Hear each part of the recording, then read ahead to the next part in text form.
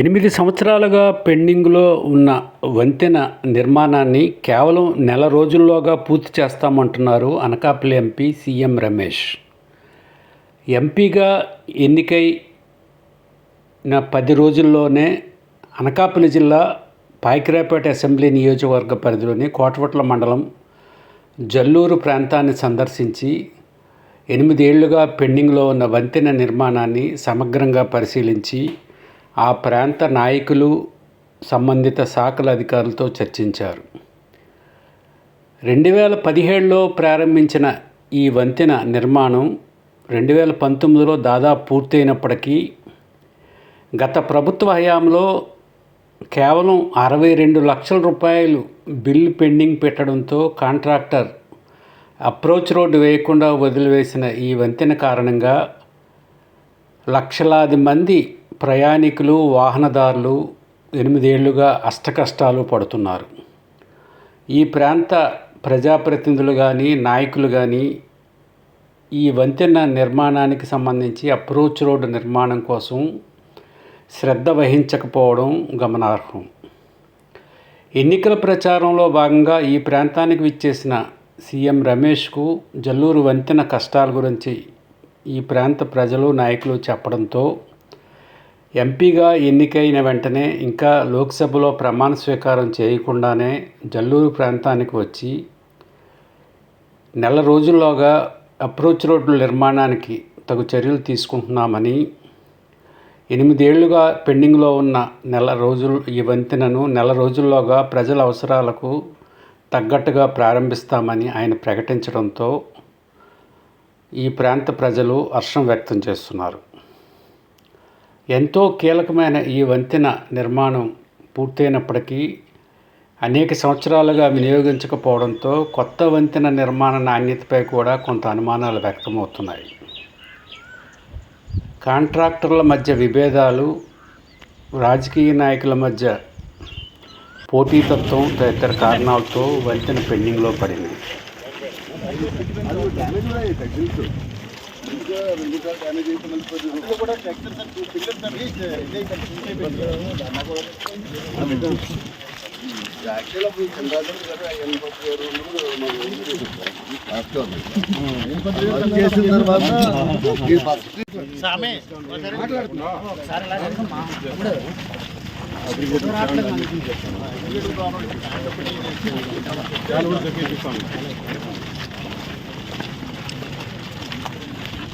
ఏం మాట్లాడుతున్నా చెప్పండి. ఇంతసేపు ఇంట్లో రోడ్డు పెట్టుకుంటాం ఉండండి, వచ్చేస్తా కిందకి. కాదమ్మా, ఇది దానికన్నా చాలా హైట్ దూరం జరగండి.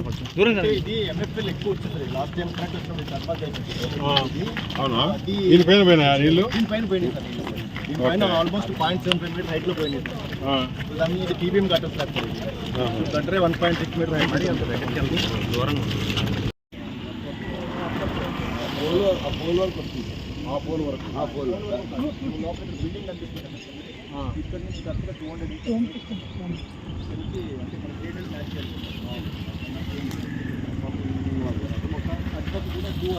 మీటర్స్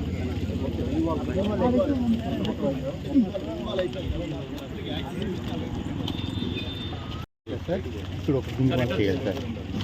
బిందు వాళ్ళు చేసి దాన్ని ఇలాగే ఒకటి చేయాలి సార్. డిజైన్ మారింది.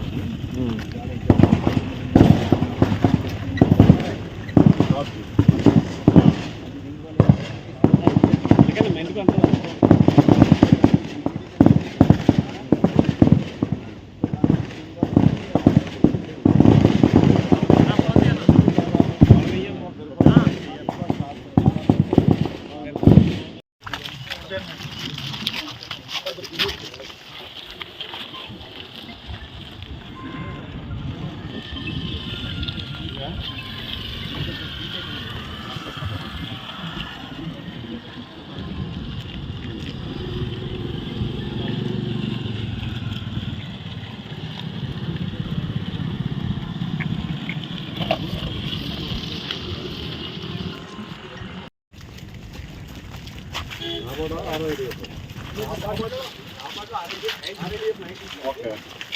అది ట్రాఫిక్ గోల్ చేసాం సార్ 2019. మాకు ఒక 4 రోజులు కంప్లీట్ చేసేయాలి, మేమే ఓపెన్ చేయాలి. జల్లూరు గ్రామంలో ఇక్కడ చూడండి, ఈ బ్రిడ్జి దాదాపు 2017లో స్టార్ట్ చేశారు. 2019లో బ్రిడ్జి వరకు దాదాపు అయిపోయింది. 2 పక్కల అప్రోచ్ రోడ్డు పెండింగ్ ఉంది.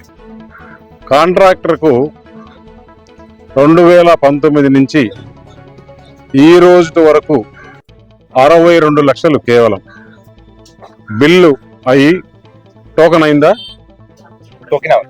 బిల్లు పెండింగ్ 62 లక్షల రూపాయలు దాదాపు 6-7 సంవత్సరాల నుంచి పెండింగ్ ఉంది గత ప్రభుత్వంలో, జగన్మోహన్ రెడ్డి ప్రభుత్వంలో. ఈ 62 లక్షల రూపాయల పెండింగ్ కోసం దాదాపు 6 సంవత్సరాల నుంచి కొన్ని లక్షల వాహనాలు, కొన్ని లక్షల మంది ఇటుపక్క అటుపక్క తిరుగుతూ వాళ్ళు పడిన ఇబ్బందులు చూస్తుంటే ఈ ప్రభుత్వం నిద్రపోతుందా? జగన్మోహన్ రెడ్డికి ఇక్కడుండే ప్రజాప్రతినిధులు ఏం చేస్తున్నారు, ఇక్కడ ఉండే నాయకులు ఏం చేస్తున్నారు, వాళ్ళని ఎందుకు నిలదీయలేదు? కేవలం 62 లక్షలు ఒక్క నిమిషంలో జగన్మోహన్ రెడ్డి అవినీతిలో సంపాదించే అక్రమ సంపాదన. 1 మినిట్లో కూడా 1 మినిట్ రోజులో 62 లక్షల రూపాయలు బిల్లు ఇవ్వకుండా 6 సంవత్సరాలు ఇక్కడ పడిన ప్రజల పాటలు చూస్తుంటే నిజంగా చాలా బాధేస్తుంది. అందుకే నేను ఎలక్షన్లప్పుడు వచ్చి చూసా, అప్పుడు కోడ్ ఉంది కాబట్టి ఏం మాట్లాడలేకపోయాను. ఇప్పుడు మొట్టమొదటిగా కాంట్రాక్టర్ను, ఇంజనీర్లను ఇద్దరిని పిలిచి మాట్లాడితే ఈ 62 లక్షల రూపాయలు ఇస్తే ఇంకా దాదాపు 1 కోటి రూపాయల పైనే వర్క్ పెండింగ్ ఉంది, అప్రోచ్ చేయాలి, వింగ్ వాల్స్ వేయాలి అన్నారు. సింపుల్ పని. కనీసం ఇక్కడ ఉండే ఎమ్మెల్యేకి కొంచెం డబ్బులు ఇచ్చేవాళ్ళు, నిధులు. ఎంపీ నిధులు ఉన్నాయి, ఆ డబ్బులు పెట్టి కంప్లీట్ చేసినా కూడా ఈరోజు కొన్ని లక్షల మంది ఇక్కడ ప్రయాణం చేశారు, కొన్ని వేల వాహనాలు తిరుగుతున్నాయి. దీనివల్ల ఎన్ని ప్రమాదాలు అయినాయి, ఎంతమంది చనిపోయారు, చాలా ఇబ్బందులు పడినారు. ఇలాంటి పరిస్థితులు ఈ పార్లమెంట్ నియోజకవర్గంలో ఇదే కాదు, చాలా ఉన్నాయి. అసలు వారికి జ్ఞానం ఉంటే ఈ పార్లమెంట్ నియోజకవర్గంలో 100లకు మంచి ఇండస్ట్రీస్ ఉన్నాయి, వాళ్ళకు సిఎస్ఆర్ ఫండ్స్ ఉన్నాయి. ఆ ఫండ్స్ లో నుంచి తీసినా కానీ ఇలాంటి చిన్న చిన్న మరమ్మతులు, ప్రజలకు ఇబ్బంది లేకుండా చేసే పనులు చేసిండొచ్చు.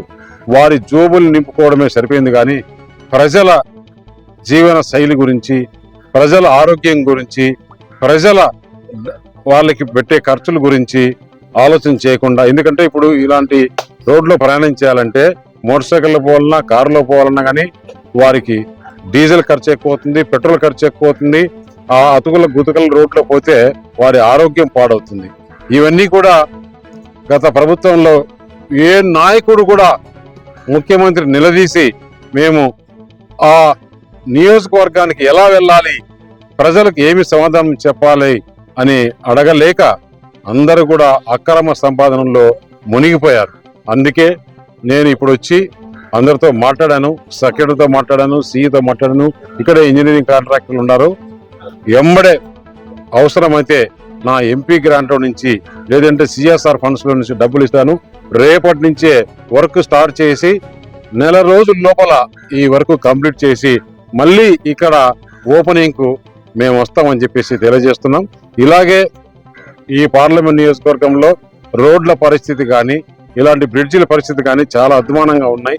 మొట్టమొదటగా ప్రజలకు ఇబ్బందులు లేకుండా 1 రోజుల లోపల ఇవన్నీ కూడా పనులు ప్రారంభించి చేసేట్టుగా చేస్తామని చెప్పేసి, అలాగే ఈ బ్రిడ్జి ఏదైతే ఉందో ఈ బ్రిడ్జిని రేపటి నుంచే స్టార్ట్ చేసి 1 రోజుల లోపల ప్రజలు తిరిగేదానికి ట్రాఫిక్ ఓపెన్ చేస్తామని చెప్పేసి తెలియజేయడం జరుగుతుంది.